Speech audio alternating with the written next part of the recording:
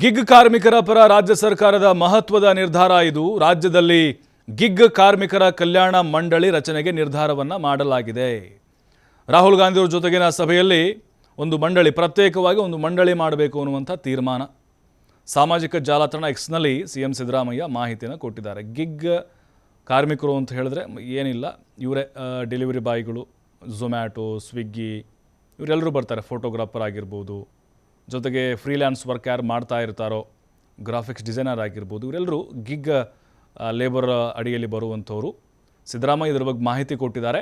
ಅಪಘಾತ ವಿಮೆ ಬಳಿಕ ಸರ್ಕಾರದಿಂದ ಮತ್ತೊಂದು ಮಹತ್ವದ ನಿರ್ಧಾರ ಇದು. ಅಸಂಘಟಿತ ವಲಯದ ಕಾರ್ಮಿಕರಿಗೆ ಮೊದಲ ಬಾರಿ ಅಪಘಾತ ವಿಮೆಯನ್ನು ಕೂಡ ಮಾಡಿಕೊಡಲಾಗ್ತಾ ಇದೆ. ವಿಮೆ ಘೋಷಣೆ ಮಾಡಿತ್ತು ರಾಜ್ಯ ಸರ್ಕಾರ. ಅಂದರೆ ಶ್ರಮಜೀವಿಗಳ ಬಗೆಗಿನ ಒಂದು ತಮ್ಮ ಬದ್ಧತೆ ಪ್ರದರ್ಶನ ಮಾಡಿದ್ದೇವೆ ಅಂತ ಸಿಎಂ ಪೋಸ್ಟ್ನಲ್ಲಿ ಹಾಕಿದ್ದಾರೆ. ಭಾರತ್ ಜೋಡೋ ಯಾತ್ರೆ ಸಂದರ್ಭದಲ್ಲಿ ಈ ಬಗ್ಗೆ ಧ್ವನಿ ಎತ್ತಿದ್ರು ಕಾಂಗ್ರೆಸ್ ಸಂಸದ ರಾಹುಲ್ ಗಾಂಧಿ.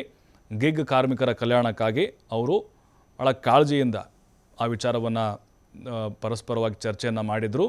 ಈಗ ಸಿದ್ದರಾಮಯ್ಯನವರು ಉತ್ತಮವಾಗಿ ಸ್ಪಂದಿಸಿದ್ದಾರೆ. ಒಂದು ಪ್ರತ್ಯೇಕ ಮಂಡಳಿ ಮಾಡಬೇಕು ಅನ್ನುವಂಥ ತೀರ್ಮಾನಕ್ಕೆ ಬಂದಿದ್ದಾರೆ.